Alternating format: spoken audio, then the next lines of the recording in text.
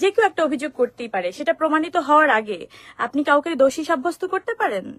কিন্তু যেভাবে আজকে পুরো মিডিয়া আমাকে দোষী সাব্যস্ত করে আমার দিকে আঙুল তুলে যেভাবে নিউজ করেছে, আপনারা একটু যদি খেয়াল করেন, আমি একটু 1 ঘন্টা আগে নিউজ, পরিমণির বিরুদ্ধে গৃহকর্মী নির্যাতনের অভিযোগ যা বলেছে পুলিশ, বা পুলিশ যা বলছে, তো পুলিশ যা বলছে সেটার কিন্তু কোনো বলাবলি নেই। পুলিশ বলছে ওই 1 লাইন নিচে 1 লাইন দিয়ে দিল, কিন্তু পুরো নিউজের মধ্যে দেখবেন ওই মেয়েকে কি বলেছে, পুরো ডেসক্রিপশনে ওই মেয়ের পুরো বক্তব্য এমন ভাবে ফলাও করে প্রচার করা হলো যাতে যেমন ভাবে আমি একদম দোষী সাব্যস্ত হয়েই গেছি। তো এই মিডিয়া ট্রায়াল কবে বন্ধ হবে বা কেন হচ্ছে? ভাবে এরকম একটা বড় পত্রিকা আপনি কিভাবে নিউজ করেন? আপনি সন্ধ্যার সময় করতে পারতেন, রাতে করতে পারতেন। আপনি রাত 12টার সময় কিভাবে এই নিউজটা করেন যে তাদের সাথে আমার কোনো কথা হয়নি বা কোনো কনভারসেশন হয়নি? আমি তো আমার বাসায়, আমি কি পালিয়ে গেছি? আমি কোনো অপরাধ করেছিলাম? এখনো কিন্তু আমি এই কথাগুলো কেন আসছে আমি জানি না।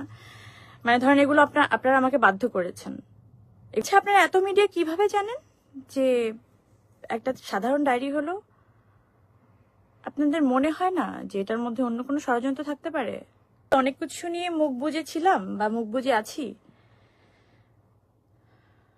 আমি আসলে থাকতেও চাই। তাই আমার 2টা বাচ্চা, আমার এই ফ্যামিলি, আমার এই সুখ শান্তি, আমার কাজ, আমার জীবনযাপন এই নিয়েই থাকতে চাই। কিন্তু দেখেন, আমার বাসায় তো 9 বছর ধরেও একজন কাজ করে। আমার যে ড্রাইভার, উনি 4 বছর ধরে আমার বাসায় কাজ করে। তার আগের ড্রাইভার ছিল 5 বছর। তো এরকম বহুত মানুষ আমার বাসায় বছরের পর বছর কাজ করে। কই, তারা তো কোনো অভিযোগ করলো না। এই একটা মেয়ে কেন এই 1 মাসের মধ্যেই এসে এত অভিযোগ করলো? 1 মাসও হয়নি। আর যাকে কিনা আমি অ্যালাউ করেছি কিনা, আমার কোনো মন্তব্য আপনারা কি আসলেই পেয়েছেন? বা আমি দিতে চেয়েছিলাম, বা আমি দিয়েছি, সেটাও কি ফলো করে প্রচার করেছেন?